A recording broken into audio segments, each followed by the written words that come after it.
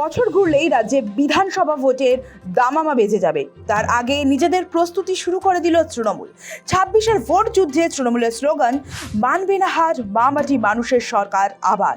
বছরের শেষ লগ্নে ভোটমুখী বাংলায় ঘোষণা তৃণমূলের সর্বভারতীয় সাধারণ সম্পাদক অভিষেক বন্দ্যোপাধ্যায়ের। গত 20শে ডিসেম্বরই বাংলায় এসেছিলেন প্রধানমন্ত্রী নরেন্দ্র মোদী। নদিয়ার তাহিরপুরের জনসভা থেকে বাংলায় বিজেপির আগামী নির্বাচনের স্লোগান বেঁধে দিয়ে গিয়েছিলেন তিনি।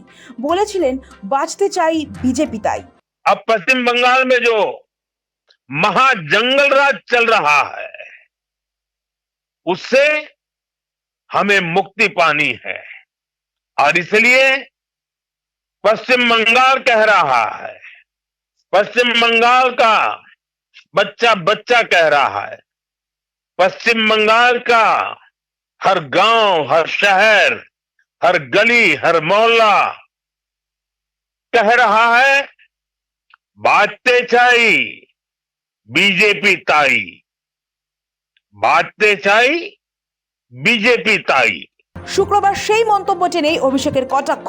সভা থেকে বলে গিয়েছেন, বাঁচতে চাই বিজেপি তাই। এই 4 শব্দের মধ্যে অনেক ষড়যন্ত্র লুকিয়ে রয়েছে। বাঁচতে চাই মানে মারতে চাই, এবার বলতে হবে বাঁচতে চাই বিজেপি বাই।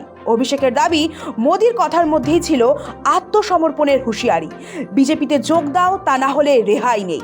এরপরই আত্মবিশ্বাসী সুরে কর্মীদের উদ্দেশ্যে অভিষেকের বার্তা, আক্রমণ হোক, চাপ আসুক, মা মাটি মানুষের সরকারই জিতবে। বৈঠকের মঞ্চে তিনি কার্যত 26-এর ভোটের স্লোগান বেঁধে দেন, মানবে না হার, আবার তৃণমূল সরকার। অভিষেকের বক্তব্যে স্পষ্ট, মুখ্যমন্ত্রী মমতা বন্দ্যোপাধ্যায়ের 14.5 বছরের উন্নয়নের খতিয়ান, উন্নয়নের পাঁচালীকে হাতিয়ার করে রাজ্য জুড়ে পৌঁছে দিতে হবে সরকারের কাজের পুঙ্খানুপুঙ্খ হিসেব।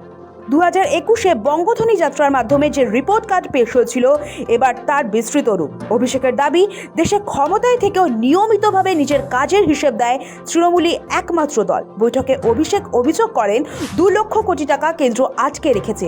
বঞ্চনা সত্ত্বেও বাংলায় উন্নয়নের ধারা অব্যাহত রেখেছে মমতা বন্দ্যোপাধ্যায়। আর বিজেপি তো এখনও গতবারের কাজের রিপোর্ট কার্ডই পেশ করতে পারেনি।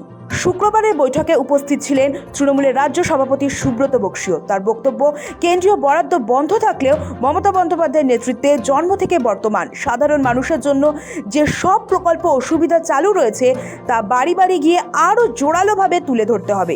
অভিষেকের কথায়, উন্নয়নের পাঁচালী শুধু খতিয়ান নয়, 2026-এর আগে গোটা বাংলায় রাজনৈতিক সুর বেঁধে দেওয়ার বার্তাও।